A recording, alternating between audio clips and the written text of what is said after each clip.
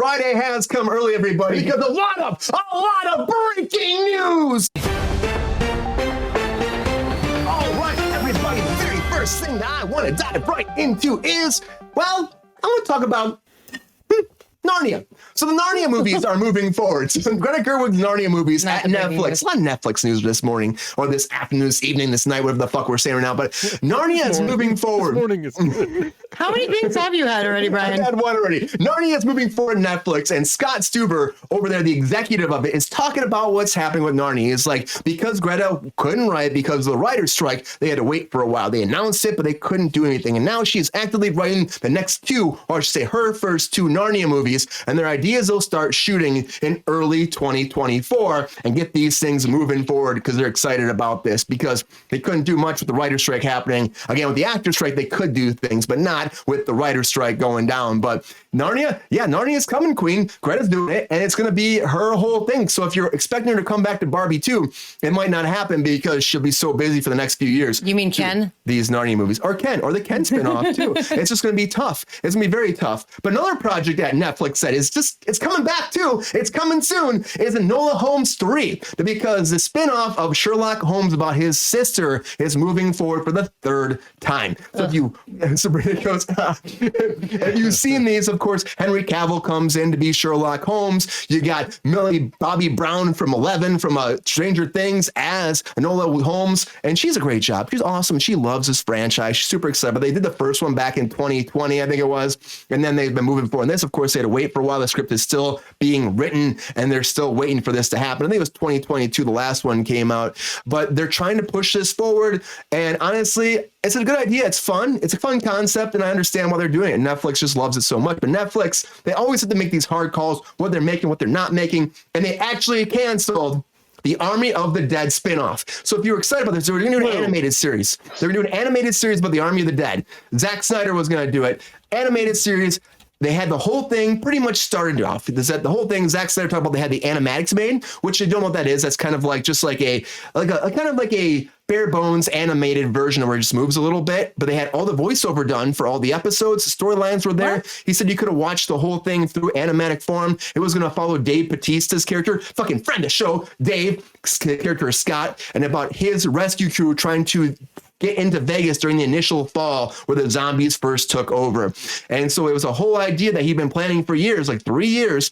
They've been trying to make this happen, and now Netflix canceled it, even though they had the animatics made, which a lot of people do that for like a pitch these days. But for them, he thought it was happening, and unfortunately, it's not happening. And it's kind of sucks. I like this first movie. They did the spinoff. It was all right. But I was really excited to see more of this. I love Dave, friend of the show, not happening. Another friend of the show is Nightmare Before Christmas. I just say, I love this fucking movie. And apparently the news came out recently that Disney didn't want to put their name on it when it first came out. They're like, we want nothing to do with this because it's too dark. It's too different in tone for Disney, for the House of Mouse.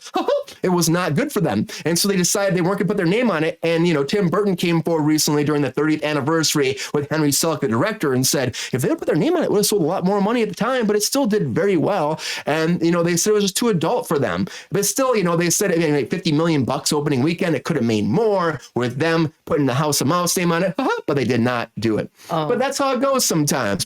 Sometimes Disney is like, I want my name on that. I don't want to do that. Sorry, it's not going to happen. But something that is going to happen, and people won't put their name all over, is another John Wick spinoff. So the director came forward, and I'll probably butcher his name, but I'm going to say Chad Stahelski, and I might be wrong there, but Helinski I've heard before, but he came forward talking about John Wick, and he says he wants to do another spinoff. Of course, they have the first spinoff on Peacock right now, the Continental, but he wants to do a new one. He hasn't decided exactly what characters will be involved, but as of right now, he's talking about Lawrence Fishburne's character, maybe Halle Berry's character coming in, maybe a mixed match. He said he hasn't left it out to have like a whole crossover of multiple characters, but of course, he said Keanu Reeves will not be back for this.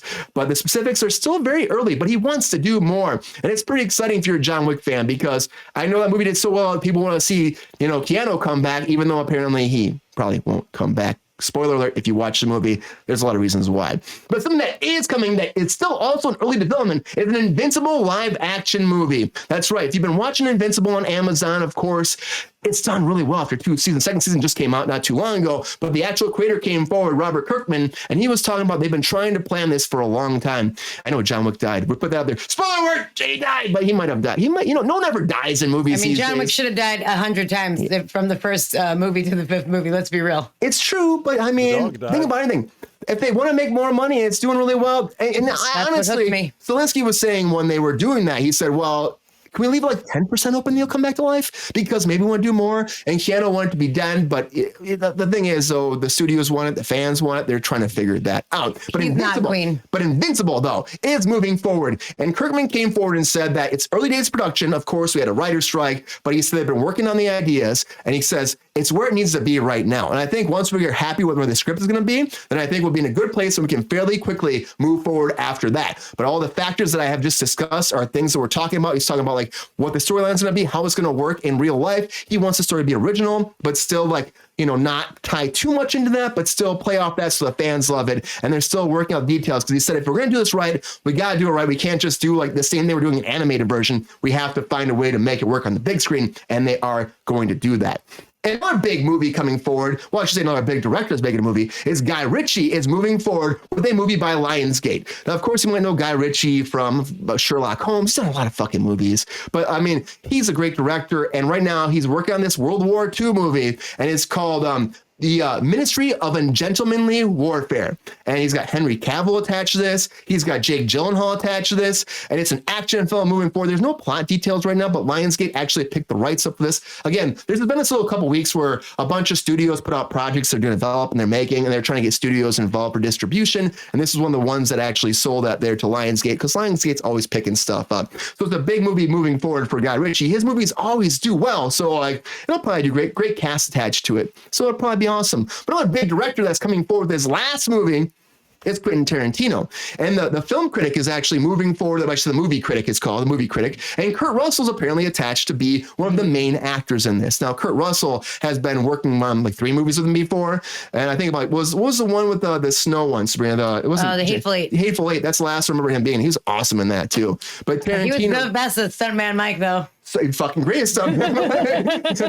But they were scheduled to do this in the fall, like start shooting in the fall. But of course, you didn't have any actors happening. So how do you shoot anything? You can't. It went to the wayside for a while. But also other people that are rumored to be attached to this: Samuel L. Jackson, John Travolta, and possibly Paul Walter Hauser too. But there's a lot of people that are still working on. Of course, this cast has to be wrapped up because if they were going to be shooting in the fall, you would think they would have everybody. The movie critic, guess what it's called? The very last one. It takes place in 1977 and follows a main character similar to Travis Bickle, who was a film critic too. So that's the idea. He's not saying much about it as of now. Of course, it's very early. We're still waiting to hear more about it. But Quentin Tarantino's last movie coming forward with Kurt Russell attached. But again, they couldn't start shooting because actors were on strike. But actors are not on strike anymore, anybody. The actor strike is done. It's over with.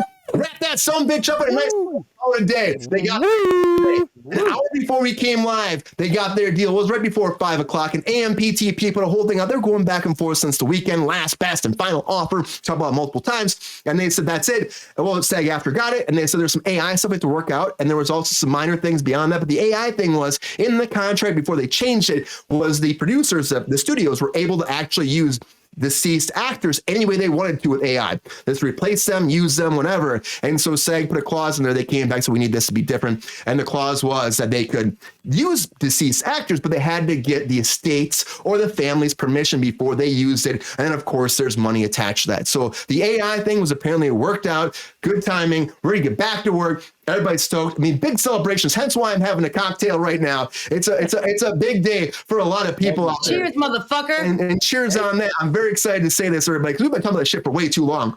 But it was necessary. It was necessary. And the people out there that have been like, worried about it, and it's hurt a lot of people. It has, but they had to hold out and get the best deal ever, because if they didn't, it's the costume. Megan Fox took off her costume and they decided to settle. And they said, "We got it, guys. We got everything we got it.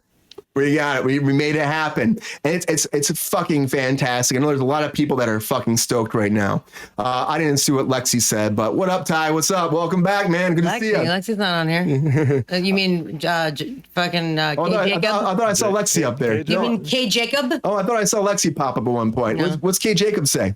He unknowingly went to the last strike today. Oh, nice.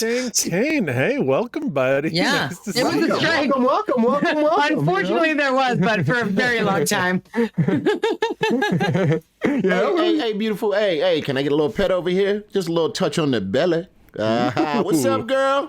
Peppy, calm down. We're working right now, buddy, but afterwards I'll give you all the belly rubs, I promise. We're not doing that, but Peppy, if you know about this, people are going back to work, and I poured a little shot right here because I think it's only appropriate. You know, it's my hump day Friday edition because we got a deal. So AMPTP, thank you for making a fucking deal, getting us back to work and doing something right. And I'm happy. We haven't had the details yet. We're waiting for details. SAG-AFTRA put an email out and they said that we've arrived at a contract to enable SAG-AFTRA members for every category to build sustainable careers. Many thousands of performers now and into the future will benefit from this work. Full details of the agreement will not be provided until a tentative agreement is reviewed by the SAG-AFTRA board on Friday. So on Friday they're going to sit, or they're actually reviewed tomorrow, and then Friday they're going to vote, and then we'll find out all the details. But hopefully it's the best. Here you go, everybody. Here's to a deal. Like, that was a long toast.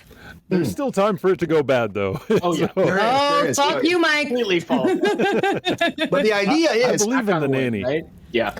I believe in the nanny we trust. But I believe that, or the writers, the same thing happened where they had tentative agreement, and then they said at 12:01 the strike is done, picketing's done, all that 12:01 a.m. And the idea is we'll probably go back to work, or they'll actually allow actors to go back to work before the ratification, because I guarantee it will pass with flying colors.